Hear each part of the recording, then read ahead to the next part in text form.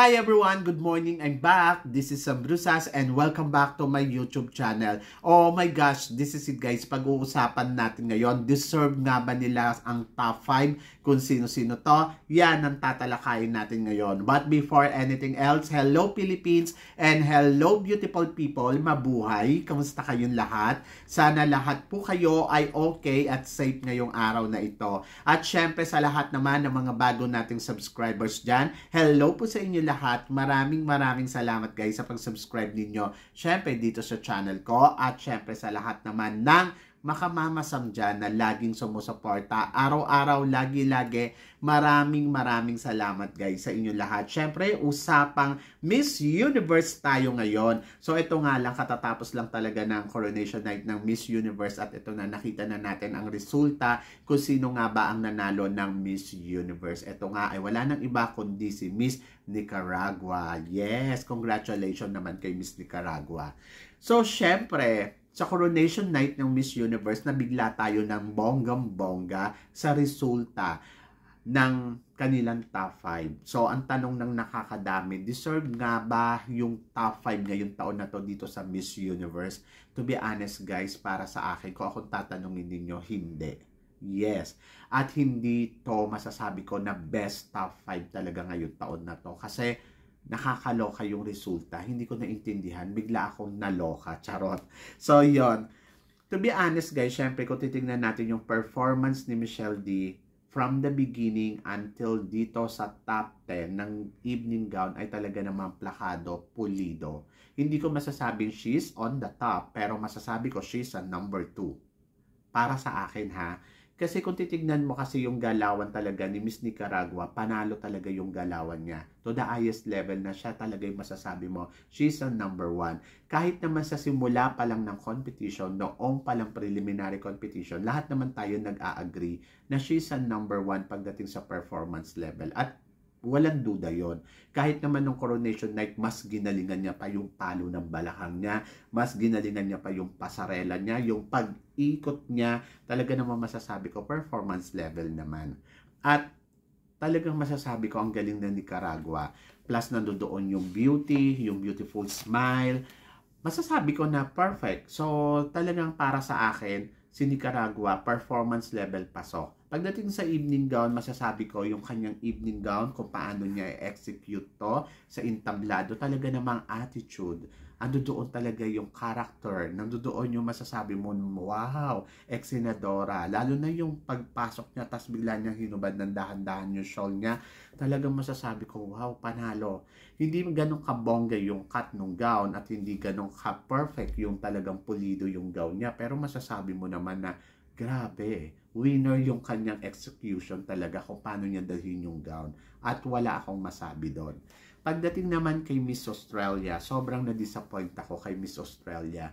Kasi parang kung titignan mo yung gown ni Australia, parang sobrang tama lang, pangkasal. Actually, very common. Nakikita na natin to maraming beses. Hindi nga siya nagpalit ng gown from prelim to coronation night. Plus yung gown na suot-suot niya. Masasabi mo na parang kumpara sa ibang gown, ay talaga namang hindi o-obra to. Kung gown ang pag-uusapan, kaya lang siguro nakita ko kay Miss Australia, she keeps smiling. She keeps smiling from the beginning until the evening gown competition. Nandoon na talagang siguro yung mukha ng kandidata ang tinignan ng hurado, hindi yung kabuuan kung paano niya in-execute yung kanyang performance.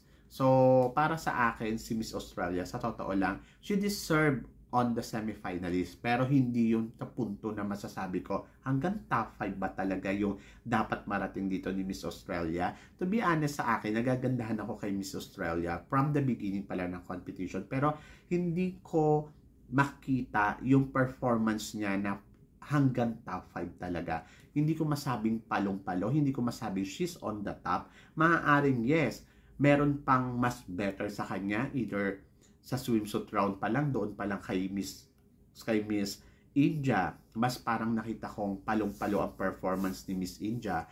Kay Miss USA, much better pa yung eksena ni Miss USA sa swimsuit round. At saka si Miss South Africa. So, kung ako tatanungin mo, si Miss Australia, talagang dinala niyo talaga doon sa top 5. Kay Miss Thailand, to be honest, si Thailand, sa preliminary competition pa lang, nakita ko na yung performance niya ikumpara sa ibang performance. Either kay Michelle D na, ikumpara na natin kay Michelle D. Pagdating sa swimsuit round dito sa Coronation Night, talagang masasabi ko, to the highest top talaga si Michelle D, more than sa performance ni Thailand, ni Antonia Forsyth. Walang halong bias ha. Sabihin na natin na ang bias naman ni Mama Sam kasi Pilipino ka. Pero kasi doon tayo talaga sa performance level. Ewan ko kung kayo, saan ayon kayo dito sa sasabihin ko. Pagdating talaga sa pasarela talaga, nakita natin kung paano execute ni Michelle D yung kanyang performance, yung kanyang styling, the way kung paano siya tumingin at kumiti doon sa mga tao. Talagang masasabi mo, player talaga si Miss Philippines more than dito kay Miss Thailand. Nung Coronation Night, highest level pa rin ang ibinigay ni Miss Philippines, at kung ikukumpara mo yung performance ni Miss Philippines kumpara dito kay Miss Thailand, yes, nagkaroon ng konting energy talaga si Miss Thailand dito sa Coronation Night. Pero very common yung kanyang pasarela. So parang feeling ko, kung 5 ang kukunin pagdating dito sa top 5, I think Miss Philippines, kung hindi man niya na-hit yung galing ni Nicaragua, I think she's a number 2. She's a number 2. Kasi si Nicaragua, masasabi natin, yes, she's a pageant party na talagang the smiling, beautiful face. Yes, it's true. Pero kung performance talaga na masasabi mo, very professional with elegant, I think Michelle D is a number 2. So, yon. So, para sa akin. So, kung iraranking ko sila, Puerto Rico din, magaling din yung kanyang execution. Pagdating sa evening gown, okay naman, tama naman yung palo niya, pero ilalagay ko si Puerto Rico sa number 3 spot. Kasi I think yung class kasi ni Michelle D, kung titignan mo si Puerto Rico, Michelle D is better than Puerto Rico, to be honest, para sa akin. So, Nicaragua is better than to Philippines, but Philippines is better than to Puerto Rico. So, parang feeling ko, number 3 spot ko si Puerto Rico. And then, pagdating naman dito kay Colombia, yes, she's a good pagdating doon sa pasarela, pero the way yung facial expression niya, iisa lang din naman yung ibinibigay. Parang nga lang din siya si Antonia Forsyth. Kaya nga sabi ko, siguro kung ipapasok ko si Nicaragua, ipapasok ko si Philippines, Australia over Philippines, I think. Si Philippines, I think, number 2. Number 3 ko si Thailand. Number 4 ko si Puerto Rico. Number 3 ko si Puerto Rico. Number 4 ko si Thailand. And then, siguro ang ipapasok ko, siguro sa Australia. Yon. So, para sa akin, nagtaka ako, pinasok nyo si Australia, pero nilaglag nyo si Philippines. Pinasok nyo si Colombia, pero nilaglag nyo si Philippines. Kung ang pagpipilian lang dito, Colombia at saka si Australia, I think okay. So, I go for Miss Australia because her beautiful face. But, Colombia, I think, is a better than Australia. The way, yung height, yung kaseksihan, and then, talagang masasabi mo naman, top contender talaga. So, silang dalawa ang pagpipilian ko kung sino yung malalaglag, dahil pagdating naman talaga sa beauty, panalo to si Australia. Pero pagdating sa performance, I think, and body, I think I go for Colombia. So, kung pipili ako ng top 5, number 1 si Nicaragua, number 2 si Philippines, number 3 si Puerto Rico, number 4 si Thailand, and then number 5 ko is Colombia. I think it's a perfect match for the top 5. Pero kung ilalaglag ko si Colombia, ipapasok ko doon sa Australia. So, ayun yung parang feeling ko na perfect na top 5 with Philippines. Pero yun, nilaglag nyo si Philippines at pinasok nyo si Colombia at saka pinasok nyo si Australia, it's a big questionable. Bakit? Performance level kasi itong si Philippines sa lahat ng aspeto dito sa competition. Kung evening gown ng pag-uusapan, the evening gown was perfect. It's a masterpiece evening gown. The details, the elegance, the cut, everything was perfect para sa gown talaga ni Michelle D. So doon ako nagtataka, bakit hindi nakita to ng judges? Bakit yung judges pinili yung gown ni Australia at saka ni Colombia over to Philippines para ilaglag nila? So ang nangyari, pumasok si Nicaragua, pumasok si Thailand, pumasok si Puerto Rico. Yes, they are safe for the top 5. Pero naloka ako kasi pinili ninyo si Colombia at saka si Australia laban kay Philippines. So doon parang talaga ba? So yon. So doon napapa-question yung mga Pilipino. Yung iba sinasabi nila kasi Mama Sam, ito kasing si Thailand ang pinoprotektahan ng organization ng Miss Universe na they are wanted to win talaga sa competition na to. Guys, ako, alam natin lahat, from the beginning pa lang ng competition, si Thailand makakarating sa dulo ng competition. Either you like it or not. So kahit ako, sabi ko, ganito yung feeling ko sa kanya. Hindi ko alam kung si Thailand ay mananalo, pero parang feeling ko 50-50 siya. Hindi siya mawawala sa top 5 at papasok siya. Kasi parang taon niya to kanya to So parang ano na lang yan destiny niya ba o hindi? Ang nakikita kong pinagpipilian dito, pagdating sa Asia, kung sino yung ipapasok nila, it's between Philippines and Thailand. Kung ganun yung ginawa nila, pagpipilian nilang Philippines between Thailand, I think Philippines is deserved more than kay Thailand. Bakit? Kasi si Philippines kasi, she is the first winner ng golden sa Boys for Change. So, ibig sabihin, she's a very transformational leader, 100%. Kahit kay Nicaragua, Philippines is transformational leader. So, ang concept ng Miss Universe this time is Boys for Change and transformational leader. Pero ang tanong ko, eto bang mga nanalo dito is transformational leader ba talaga? Or Boys for Change ba talaga sila? Kasi bakit wala doon sila sa tema ng Boys for Change na top 10? Dapat nandun sila. So, naloka ako. So, ngayon, pagpipilian nila si Philippines between Thailand, so dapat si Philippines yung ipasok nila. Kung tatanggalin dapat nila dyan si Thailand. Kaso hindi, ganun ang nangyari. There are choices Thailand over to Philippines because they wanted to win Miss Thailand sa competition na to. So sa madaling salita, kaya ganito ang nangyari sa competition na to na parang nagulat tayo, na parang feeling natin nagkaroon ng dayaan because they don't like to Philippines to enter to the top 5. Kasi kapag in-enter nila yan sa top 5, una, masisira yung plano nila na maging manalo dito si Thailand or manalo si Nicaragua. Kasi alam nila na once na nakahawak ng microphone si Michelle D, ayon, makakakuda to kasi alam nila kung paano at gaano kagaling to magsalita.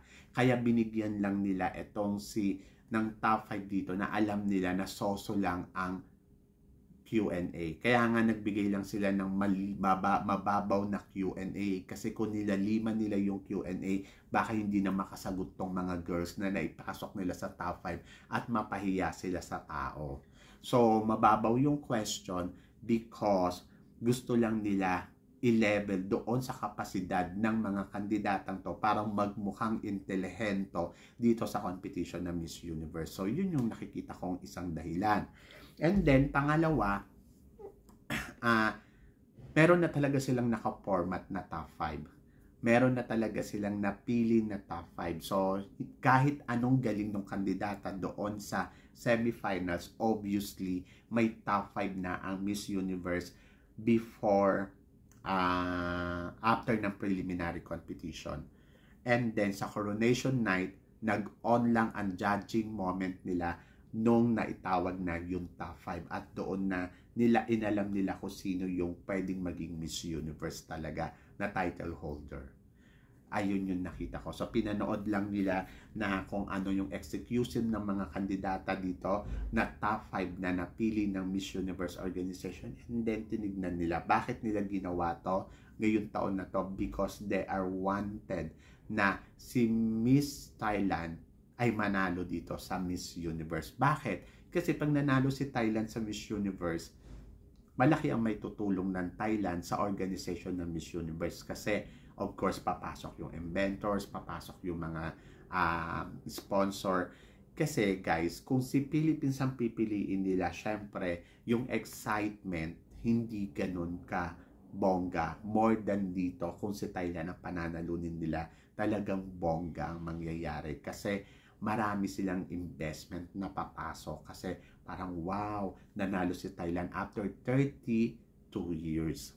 Pero kasi over Thailand, pinagpilian nila dito kung sino yung mananalo, Thailand or Nicaragua, kasi si Nicaragua wala pa naman din pala na kahit isang corona dito sa Miss Universe. So, they are make the history sa itong bagong winner nila.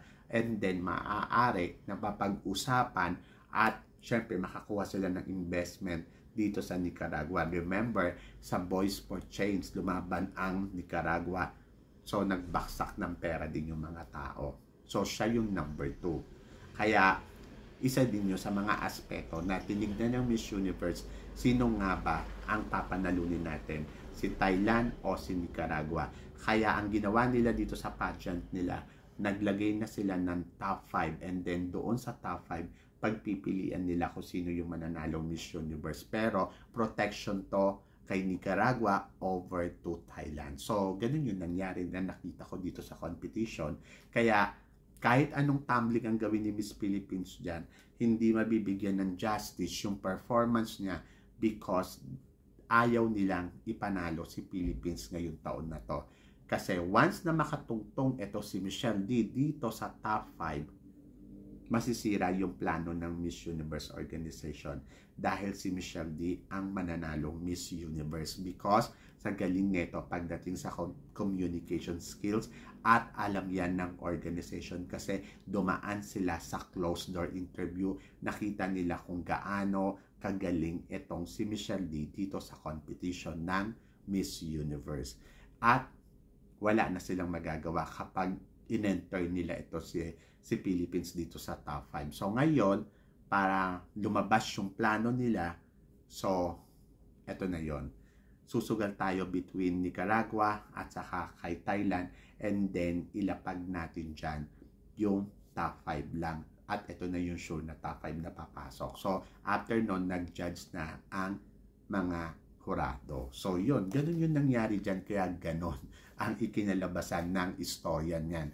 So ako parang feeling ko unfair sa side ni Miss Philippines kasi nakita naman natin si Miss Philippines kung paano nag-effort, kung paano siya naghanda. So unfair yon kay Miss Philippines kung ganun talaga ang totoong nangyari sa pagja-judge ng Miss Universe. So hindi ko alam, pero yun yung analyze ko dito sa pinag-uusapan natin, disclaimer lang. Kasi ganun malinaw Naghahanap ako ng sagot doon sa tanong ko, and ito yung nakita kong sagot, at ito yung nakita kong linaw. Kaya, ganito may mga pageant kasi na okay hanggang top 10, tapos bahala na kayo sa top 5, pero meron din mga pageant na ito ang papasok sa top 5, so bahala na kayo kung sino yung gagawin dyan Miss Universe. Pero gusto ko ganito, gusto ko ganyan. So, ganun yung demand dyan sa Miss Universe na yan. So, nasa na yung transformational leader? Walang transformational leader na naganap. So, yon. So, wala nang ganon. It's about ek-ek na lang. Charot. So, dapat ba tayo magtiwala sa Miss Universe? Actually, kung gusto nilang manalo si Miss Philippines, makakaya nilang ilagay si Miss Philippines doon sa top 5. Pero kung ayaw nila, wala tayong magagawa kahit anong galing ng ating pambato. Kasi it's about business. It's about program. Kung sino nga ba sa mga kandidata nakikita nila na papasok sa kanila. So, from the beginning, nag-judge na sila. And then, inobserbahan na nila kung sino yung dapat sa ganito, kung sino yung dapat sa ganyan. Kaya nga nagkaroon ng preliminary competition kasi para makapag-decide sila kung sino talaga ang mananalo Miss Universe. So, pansinin ninyo last year, walang nagawa yung mga kandidata, kahit sila Celeste, kahit anong ganda nila. Kasi nagpasok sila ng mga kandidata na alam mo na papalo ng todo-todo. Pero, pagdating sa top 5, kung sino yung gusto nila maging top 5, yun pa rin yung pinili nilang manalo. So, ganon. So, ngayon, ang bagong announcement ay pupunta sila Michelle D sa Mexico at kasama doon si Michelle D kasi yung top 7 ng Miss Universe. So, isa si Michelle D sa top 7 ng Miss Universe. So, dati top 5 lang, ngayon top 7 na kasi they feel guilty. Charot. So, yun. So, kaya parang in-include na nila si Michelle D kasi parang feeling ko na guilty na sila doon sa sitwasyon. Kasi alam nila na nag-perform si Michelle D. So, para maging fair sila, sige, isama natin si Philippines sa lahat ng eksena ngayon ng Miss Universe. So, do you think it's fair? So, yon. So, kaloka, di ba? So, masaya naman si Michelle D. Sabi niya nga, sayang lang daw, hindi siya nakahawak ng microphone. Pero ang importante daw, napakita daw niya yung masterpiece na ginawa nila para sa competition ng Miss Universe. That is her evening gown. At saka yung performance niya, remarkable talaga sa atin lahat. Diba? So yun guys, kayo guys, ano guys ang masasabi ninyo dito sa mga pinag-uusapan natin ngayon? So please comment below para at least malaman ko naman kung ano ang chika mo dito sa mga pinag-uusapan natin ngayon. So yun guys, maraming salamat syempre sa inyong lahat sa walang sawang suporta na binibigay ninyo syempre dito sa channel ko. At sa mga hindi pa po nakaka-subscribe dyan, please don't forget to click like and subscribe my channel. At i-click nyo na rin po yung notification bell para lagi kayong updated syempre sa aking mga chika. Sabi nga ganon, always keep smiling and always think positive. Walang imposible guys sa itaas. Magtiwala lang tayo sa kanya. Kaya guys, hanggang dito na lang. Hanggang sa muli nating chikahan. See you tomorrow. Thank you guys.